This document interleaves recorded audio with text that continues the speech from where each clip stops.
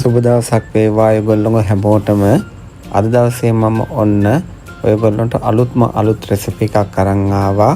කැන්ද කොළ නැතුව ඉතාමත් ලේසියෙන්ම හැලප හදා ගන්න ආකාරයයි මම ඔයගොල්ලන්ට කියලා දෙන්න යන්නේ.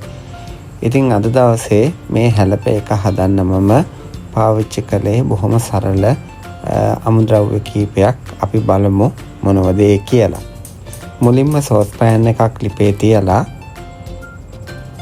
ඒකට සීනි එකතු කරගන්න ඕනේ. මේ සීනි ටික අපිට කැරමල් කරගන්න අවශ්‍ය වෙනවා. මෙහෙම මද ගින්දරේ අපි මේ සීනි ටික කැරමල් වෙනකන් මේ විදිහට අපි රත් වෙන්න දෙනවා.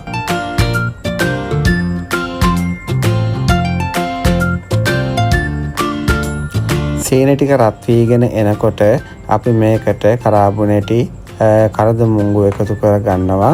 මේවා එකතු කරගන්නේ රසය වැඩි කරගන්නට. ඊට පස්සේ අපි වතුර ටිකක් එකතු කරලා මේ විදියට අපි මේ කැරමල් එක හදා ගන්න ඕනේ. මේ ඔක්කොම දේවල් කරන්නේ මද ගින්දරේ තමයි කරන්නේ. ගින්දර වැඩි කරගන්න එපා. මොකද කැරමල් එක පිච්චෙන්න බලන නිසා.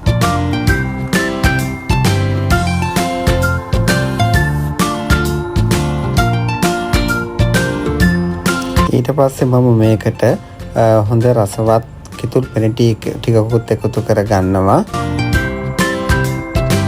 ඒකත් මේ විදියට හොඳට නටනකම් ලිපේ තියලා රත් කරගන්නවා. හොඳ පදමට මේ පැණි ටික හැදුනට පස්සේ මේකට අපි පොල් ටික එකතු කරගෙන මේ විදියට රත් කරගන්න ඕනේ.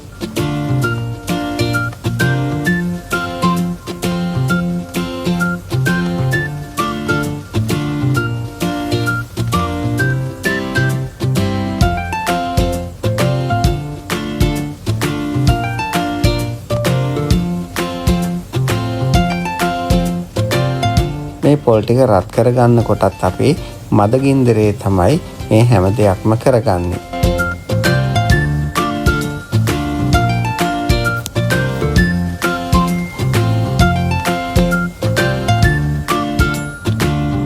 ඉන්පසු අපි ලිප ඕෆ් කරගෙන කුරක්කම් පිටි ග්‍රෑම් 200ක් මම මෙතන අරගෙන තියෙනවා. මේකට අවශ්‍ය ප්‍රමාණයට ලුණු දාලා ඒ ටික හොඳට කලවම් කරගන්නවා.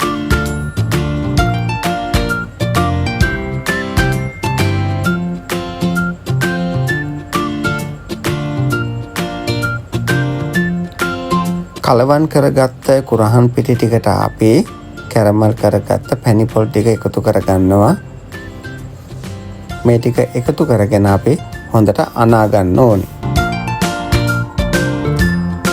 දැන් අපි කුරහන් පිටි ටිකට එකතු කරගත්ත කැරමල් කරගත්ත පැණි පොල් ටික මේ විදිහට එකතු කරලා අපි මෙන්න මේ විදිහට අනා ගන්න ඕනේ.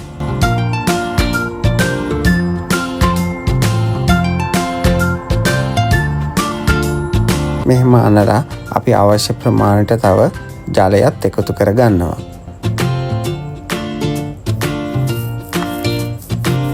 අපිට කෙසෙල් කොලේ මේක වඩා ගන්න පුළුවන් ආකාරයට අපි මේක අනා ගන්න ඕනේ. මම මේකට ෆ්‍රෙෂ් මිල්ක් ටීකුත් එකතු කරනවා. මොකද මේ ෆ්‍රෙෂ් මිල්ක් එකතු කළාම බොහොම රසවත් මේක.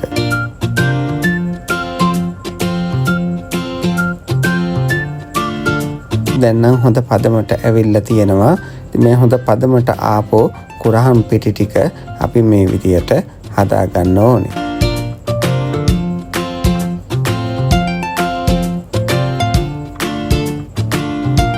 මේ විදියට අනාගත්ත කුරහන් පිටි ටික අපි මෙතන පොඩි බෝල වලට කඩලා වෙන් කර ගන්න ඕනේ.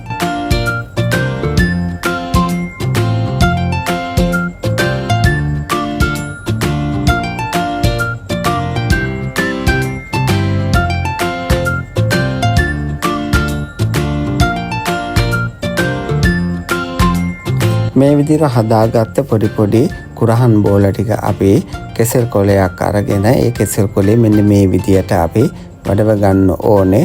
හැලප එක රත් කර ගන්න පුළුවන් විදිහට තඹ ගන්න පුළුවන් විදියට.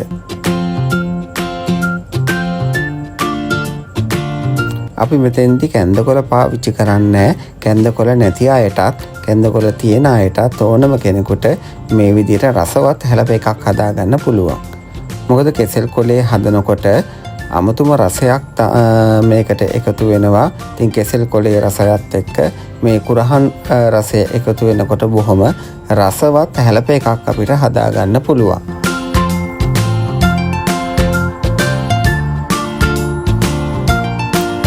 මම මෙන්න හදාගත්ත හැලප ටික ඔයගොල්ලන්ට පේන්න තියෙනවා. ඉතින් මේක අපි ස්ට්‍රීම් කරගන්න ඕනේ.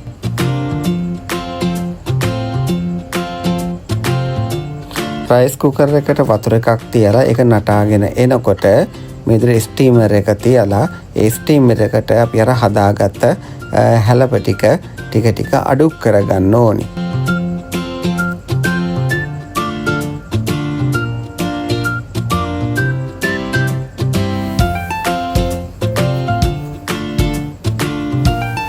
දැන් පියනෙන් වහලා මේ විදියට හොඳට තැම්බෙන්න දෙමු.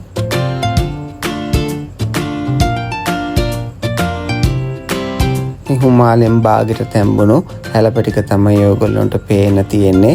දැන් බොහොම හොඳ සුවඳක් එනවා. මේ කෙසෙල් කොළ තැම්බෙනකොට බොහොම සුවඳයි. ඒ වගේම තමයි මේ හැලප එක කනකොටත් බොහොම හොඳ රසයක් දැනෙනවා.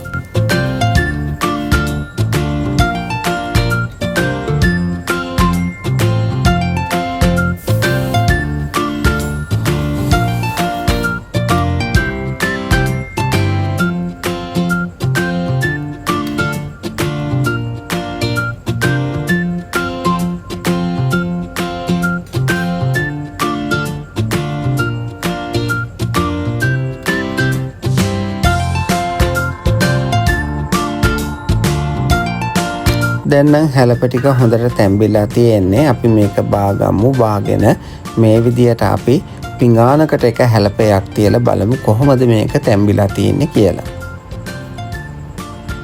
මේ හැලපේ රස්නේ හින්සා තමයි මම පිහියක් පාවිච්චි කරලා ඒකෙන් මේ විදියට හැලප එක දිගාරගන්නේ. බලන්නකො බොහොම ලස්සනට හැලප එක තැම්බිලා තියෙනවා. ඒ වගේම හරිම සුවඳයි.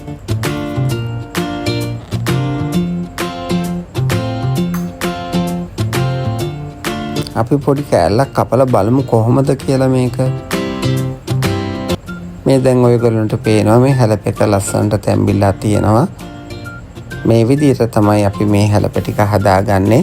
බොහොම පොඩි වෙලාවක් තුල අපිට රසවත් හැලප එකක් හදාගන්න පුළුවන්. ඉතින් මේ ඔයගොල්ලන්ට පේන්නේ මම හදාගත්ත හැලප ටික. ඔයගොල්ලෝ මේ විදිහට හැලප හදලා බලන්න.